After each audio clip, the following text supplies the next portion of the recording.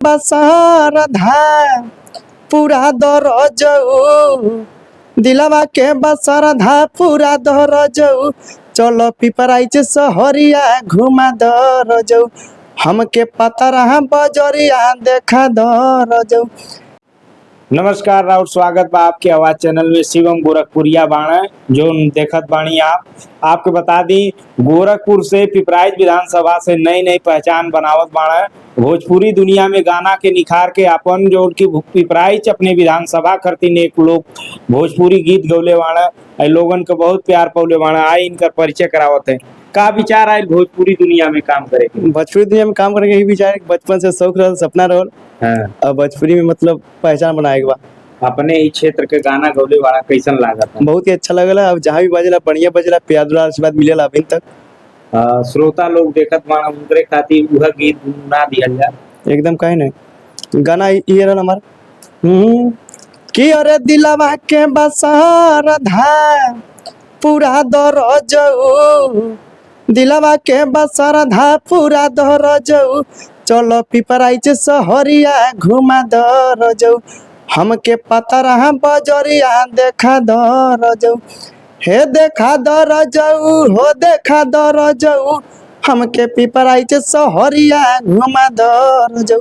आगे बोलता खजमा से बाली चाहे रतनपुर से नथिया पायल झनक हुआ चाहे छितौनी से संगतिया हरे बनकटिया से बिंदिया मंगा दरजऊ हमके पिपराइच सहरिया घुमा दरजऊ। अच्छा, कितना स्ट्रगल करे के पड़ल ये गाना के बना लिखले के रहा? लिखे गाना हम ही रहनी और गैले अपने रहनी। लिखले भी तू ही रहला, गैले भी रहला। कितना संघर्ष करे पड़ल रहले बाबू ये गाना? संघर्ष तो बहुत करे बहुत किए संघर्ष। कितना जौन तुहार शुरुआत के समय रहल कितना स्ट्रगल रहल वो बीच में? बहुत ही खराब रहल और अब थोड़ा बना था। अच्छा, पब्लिक के प्यार रहल आशीर्वाद बा तो शो भी करला। स्टेट शो, जागरण, शिव चर्चा, भोजपुरी रंगारंग कार्यक्रम सब करीला। कैसन लागत आज लोगन का प्यार मिला था? तो बहुत ही अच्छा लगेला। जहाँ भी जाएला बढ़िया प्यार मिलेला और ऐसे ही प्यार आप लोगों के बनल रहे। अच्छा, और भी कोनो गाना गौले हुआ? गाना बहुत गेली बारे। एक गाना रहल कि तोहके एसी लगा के नचाई दे। गाना वैसे था, गरिमा राज के साथ गाया था। गरिमा राज क्या बोलता कि यह अपने जिला के काहे कोहरे ले बड़ाई रे हाँ ई नचनिया तोहके देह बस समझाई रे पाई बस हटा तोहरा जिलावा में आई बरे।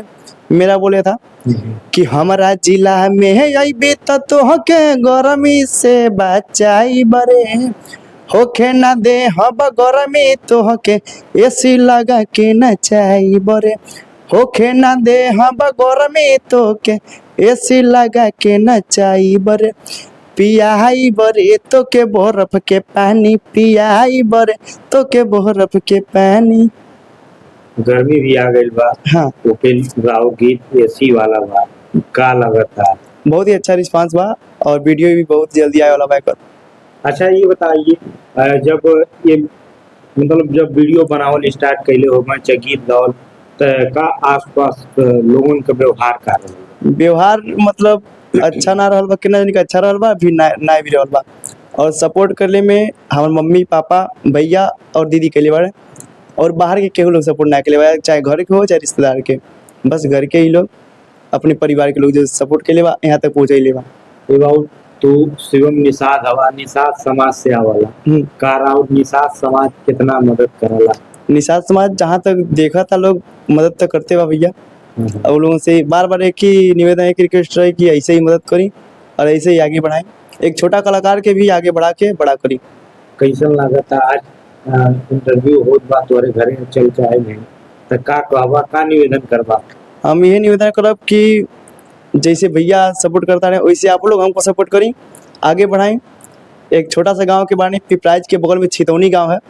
वो गांव के छोटा घर के छोटा ही लड़का है तो जैसे आप लोग प्यार आशीर्वाद देता नहीं ऐसे ही बनाए ले रहे और आगे बढ़ाएं।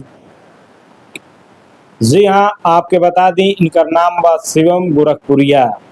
तो पिपराइच क्षेत्र से आवल है, रउआ सबन इनके देखा तानी, तिनकर सपोर्ट करी, प्यार दुलार बनौले रही।